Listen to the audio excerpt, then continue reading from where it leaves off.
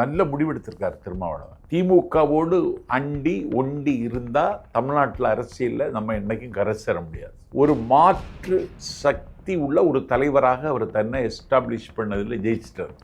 அவர் என்ன சொன்னாலும் என்ன சொல்லுகிறார்னு அரசியல் பார்வையாளர்கள் அதை கணிக்கிறார்கள், கவனிக்கிறார்கள்.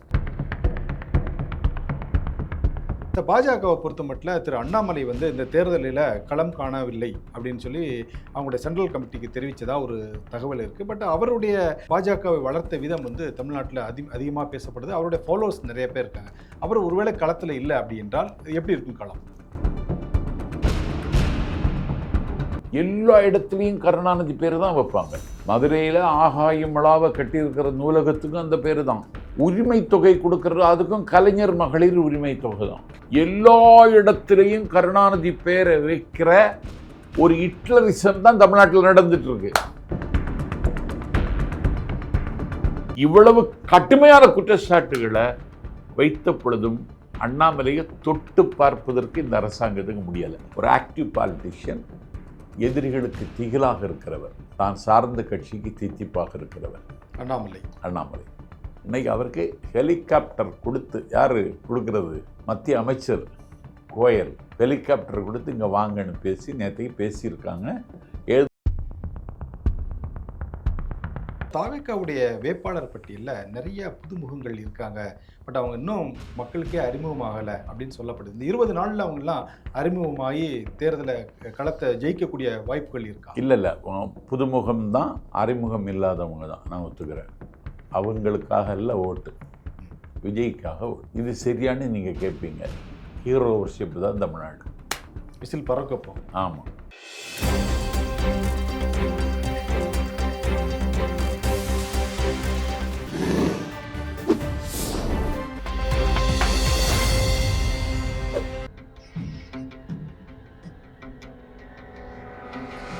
தமிழ் அலை நேயர்களுக்கு வணக்கம். இன்றைய சந்திப்பில் நம்மோடு இணைந்திருப்பவர் தமிழக வெற்றி கழகத்தின் பரப்புரை செயலாளர் திரு நாஞ்சில் சம்பத் அவர்களை வரவேற்பதில் மகிழ்ச்சி.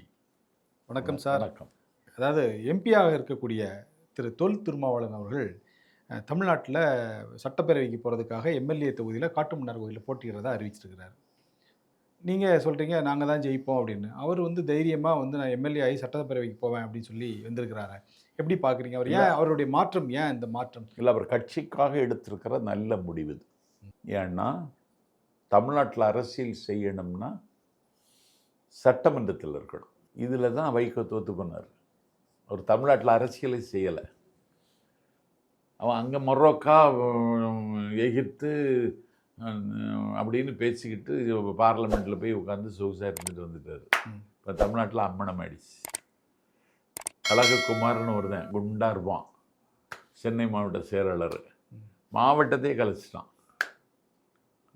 எல்லா இடத்துலையும் கலைக்கு போகிறாங்கன்னு. நீங்கள் தான் உதயசூரியன் சின்னத்துலாம் போட்டிக்கிட்டு இருக்கீங்க. அப்புறமேட்டு என்ன மாவட்டத்துக்கு அதான் முடிஞ்சு போச்சு கட்சி. அதான் நல்ல முடிவெடுத்திருக்காரு திருமாவளவன். ஏன்னா தன்னுடைய கட்டுப்பாட்டில் எம்எல்ஏக்கள் இருக்க வேண்டும். தமிழ்நாட்டில் அரசியல் செய்யணும். திமுகவோடு அண்டி ஒண்டி இருந்தால் தமிழ்நாட்டில் அரசியலில் நம்ம என்னைக்கும் கரை சேர முடியாது. ஒரு மாற்று சக்தி உள்ள ஒரு தலைவராக அவர் தன்னை எஸ்டாப்ளிஷ் பண்ணதில் ஜெயிச்சிட்டார். அவர் என்ன சொன்னாலும் என்ன சொல்லுகிறார்னு அரசியல் பார்வையாளர்கள் அதை கணிக்கிறார்கள், கவனிக்கிறார்கள். எதையும் திட்பமாக தீர்க்கமாக சொல்லுகிற அவருடைய இயல்பை நான் மெச்சுகிறேன் என்பதை விட நான் அதில் வியந்திருக்கிறேன். எந்த இடத்துலையும் சறுக்க மாட்டார். இன்னைக்கு அவருடைய கட்சிக்கு ஒரு பின்னடைவு ஏற்பட்டிருக்கிறது. அவரால் எம்எல்ஏ ஆனவர்கள் அவருக்கு விசுவாசமாக இல்லை, அவங்கள நிராகரிச்சிட்டார். தமிழ்நாட்டு அரசியலில் கால் பதிச்சா மட்டும்தான் நம்முடைய கட்சி அடுத்த கட்டத்துக்கு நகர்த்த முடியும் என்கிற ஒரு மகத்தான முடிவுக்கு தொல் திருமாவளவன் வந்ததற்கு என்னுடைய பாராட்டுக்களை அவருக்கு தெரிவித்தார். ஓகே சார், நீங்கள் இப்போ சொன்னீங்க, அதாவது எம்எல்ஏ கட்டுப்பாட்டுக்குள்ளே இல்லாதனால தான் தொல் திருமாவளவன் நேரடியாக களத்தில் இறங்கிட்டார். அதே மாதிரி காங்கிரஸ் கட்சியில் போராடி 28 தொகுதிகளை வாங்கினாங்க. பட் இன்ன வரைக்கும் அவங்க வேட்பாளரை அறிவிக்க முடியலை. காரணம் என்ன சொல்கிறாங்க அப்படின்னா, இங்கே தலைவராக இருக்கக்கூடிய திரு செல்வ பிறந்தகை அவர்கள் கொடுத்த பட்டியல் கடும் அதிருப்தி ஆகிவிட்டார் திரு ராகுல் காந்தி அவர்கள். ஸோ அதனால் அதெல்லாம் கிழிச்சு போட்டுட்டு புதுசாக ஒரு பட்டியல் தயார் செய்ய போகிறாங்க அப்படின்னு. இதை எப்படி நீங்கள் பார்க்குறீங்க? இல்லை, குழு மனப்பான்மைக்கும் உட்பகைக்கும் பஞ்சமில்லாத கட்சி காங்கிரஸ். உங்களை காதலிச்ச கட்சி. ஆமாம், அதில் அவங்களுக்கு அதில் கூச்சமும் இல்லை, கொஞ்சம் விட்டு கொடுத்து போகணுங்கிற மனப்பான்மையும் இருக்காது. இன்றைக்கி அந்த கட்சியில் வேட்பாளர் பட்டியலை அறிவிப்பதற்கு டெல்லியில் ஒரு முறைக்கு பல முறை ஆய்வு செய்து கொண்டிருக்கிற நிலைமைக்கு அது ஆளாகி இருக்கு அந்த கட்சி. இன்னைக்கு இதே நிலைமை தான் அதிகாரத்தில் இருக்கிற பிஜேபிக்கு. அவங்களும் வேட்பாளர் பட்டியல் அறிவிக்கலை. இன்னும் அந்த பிக்சர் எனக்கே கிடைக்கல. அந்த வேட்பாளர்கள்லாம் அறிவிச்சா தான் நமக்கு ஒரு பிக்சர் கிடைக்கும். நயினார் நாகேந்திரன் உங்களுடைய நண்பர் தானே? அவர்கிட்ட கேட்டால் நயினார் நாகேந்திரன் சாத்தூரில் நிற்கிறேன்னு முடிவு பண்ணிட்டார். திருநெல்வேலியில் இருந்துன்னா கரை சேர முடியாதுன்னு நம்பிட்டார். சாத்தூரில் கரை சேருவாரா தெரியாது. ஏன்னா திமுகவில் ஒரு வெயிட்டான கேண்டிடேட்டை நிப்பாட்டியிருக்காரு சொல்கிறாங்க. எங்கள் கேண்டிடேட் யாருன்னு தெரியலை. சாத்தூர் ஒரு சின்னஞ்சிறிய தொகுதி, அது சின்ன தொகுதி, ஈஸியாக ஒரே நாளில் பிரச்சாரத்தை முடிச்சிடலாம் அந்த தொகுதியில். அங்கே போய் நிற்க போகிறாரு. நயினார் நாகேந்திரனுக்கு நெல்லையில் வாய்ப்பு இல்லைன்னா சாத்தூரில் மக்கள் வாய்ப்பு கொடுப்பாங்களா போக போக தெரியும். ஆனால் இந்த பிக்சர் எல்லா வேட்பாளரும் அறிமுகமாகி வேட்புமனு திரும்ப பெற்று வேட்பாளர் பட்டியலை தேர்தல் ஆணையம் அறிவிக்கிற பொழுது தான் உங்களுக்கும் ஒரு ஐடியா கிடைக்கும், எனக்கும் ஒரு ஐடியா கிடைக்கும்.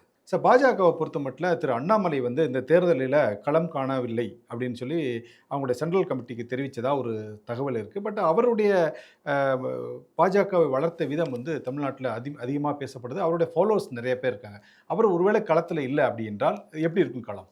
இல்லை, கோயம்புத்தூர்லேயே அண்ணாமலை அன்பு கூட்டம்னு ஒரு அமைப்பு வச்சுருக்காங்க, கட்சிக்கு அப்பாற்பட்டு. இன்னைக்கு கூட அவங்க ஏதோ விவாதிச்சு சொல்லுங்க.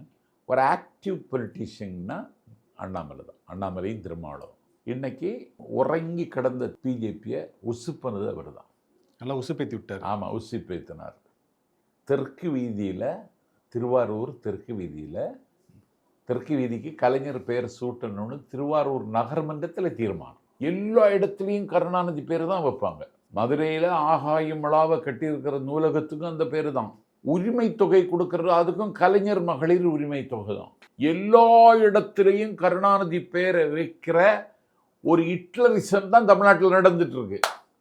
திருவாரூர் தெற்கு வீதியில் கலைஞருக்கு பேரை வைக்கணும்னு சொல்லி நகர்மன்றத்தில் தீர்மானம் போடுறது, திருவாரூர் தெற்கு வீதியில் கருணாநிதி பேர் வைக்கக்கூடாதுன்னு சொல்லி திருவாரூரில் பயங்கரமான ஒரு மாநாடு திகர்த்த பொதுக்கூட்டத்தை நடத்தி கண்டம் பண்ணி பேசி அந்த திருவாரூர் நகர்மன்றத்தினுடைய தீர்மானத்தை நடைமுறைப்படுத்த முடியாத நிலைமைக்கு ஆளான கட்சி திமுக. இவ்வளவு கடுமையான குற்றச்சாட்டுகளை வைத்த பொழுதும் அண்ணாமலையை தொட்டு பார்ப்பதற்கு இந்த அரசாங்கத்துக்கு முடியலை. ஒரு ஆக்டிவ் பாலிட்டிஷியன், எதிரிகளுக்கு திகிலாக இருக்கிறவர், தான் சார்ந்த கட்சிக்கு தித்திப்பாக இருக்கிறவர் அண்ணாமலை. இன்னைக்கு அவருக்கு ஹெலிகாப்டர் கொடுத்து, யார் கொடுக்கறது? மத்திய அமைச்சர் கோயல் ஹெலிகாப்டர் கொடுத்து இங்கே வாங்கன்னு நேற்றைக்கு பேசியிருக்காங்க. சரி சார், அதாவது தாவேக்காவுடைய வேட்பாளர் பட்டியலில் நிறைய புதுமுகங்கள் இருக்காங்க. பட் அவங்க இன்னும் மக்களுக்கே அறிமுகமாகலை அப்படின்னு சொல்லப்படுது. இந்த 20 நாளில் அவங்கெல்லாம் அறிமுகமாகி தேர்தலை களத்தை ஜெயிக்கக்கூடிய வாய்ப்புகள் இருக்கா? இல்லை, புதுமுகம்தான், அறிமுகம் இல்லாதவங்க தான், நான் ஒத்துக்கிறேன். அவங்களுக்காக இல்லை ஓட்டு, விஜய்க்காக ஓட்டு. இது சரியானு நீங்கள் கேட்பீங்க. ஹீரோ வர்ஷிப் தான் தமிழ்நாடு. விசில் பறக்கப்போம். ஆமாம், அதாவது அந்த வேட்பாளருக்காக இல்லை. விஜய் மதுரை மாநாட்டில் சொன்ன மாதிரி மதுரை மேற்கு விஜய், மதுரை கிழக்கு விஜய், ஹீரோ வர்ஷிப் தான். சோழவந்தான் விஜய், இந்த மாதிரி எல்லா தொகுதியிலும் 234 தொகுதியிலும் ஹீரோ வர்ஷிப் தான். அதுதான் தமிழ்நாட்டுக்கு குணம். அதனால் ஒரு தலைவனை முன்னிலைப்படுத்தால் அந்த தலைவனை சுற்றி தான் அரசியல். அந்த இடத்துல இன்னைக்கு நிற்கிறார் விஜய். தமிழ்நாட்டு ஹிஸ்ட்ரியும் தான், ஜாகிரபியும் தான். இன்னைக்கு நேற்றுக்கு இல்லை, அன்னையிலிருந்து எம்ஜிஆரும் அப்படி தான் பண்ணார், ஜெயலலிதா அம்மாவும் அப்படி தான் பண்ணாங்க, கலைஞரும் அப்படி தான் பண்ணார், ஸ்டாலின் அப்படி பண்ணி பார்த்தாரு. இன்றைக்கி அதை சரியாக மக்கள் விஜய்க்கு தான் ஓட்டுங்கிறதுல தெளிவாக இருக்கான். அந்த விஜய் படத்தை வரைகிறான், விசில் இந்த பக்கம் வரைகிறான், வாக்கு கேட்குறான், அந்த வேலை தான் நடந்துட்டு. வேட்பாளரையெல்லாம் கண்டுக்கிடலை. சென்னை தலைமைச் செயலகத்தில் விசில் சத்தம் கேட்குமா? அன்னைக்கே கேட்டுடுச்சு. தலைமைச் செயலகத்தில் ஒரு புகார் கொடுக்க தான் போனார் அர்ச்சனா அம்மாட்ட. வெளியே பார்த்தா தலைமைச் செயலகம் வளாகம் முழுவதும் கூட்டம். வெளியே கூட்டம் உள்ள கூட்டமாக மாற எப்போ மாறும்? மாறிடும். மே திங்கள் தமிழ்நாட்டுக்கு 4ஆம் தேதி நாங்கள் எதிர்பார்க்கலாம். ஆமாம், 4ஆம் தேதி எதிர்பார்க்க. 4ஆம் தேதி நான் வந்துடுவேன் ஊருக்கு போனாலும். வெற்றி வாகை சூட. வெற்றி வாகை சூடல் அதை சொல்லணும்ல, நாட்டு மக்கள்கிட்ட உற்சாகமாக பகிர்ந்துக்கிடணும்ல. ஓகே சார், உங்கள் உற்சாகத்துக்கு வாழ்த்துக்கள் சார். நன்றி, வணக்கம். நன்றி.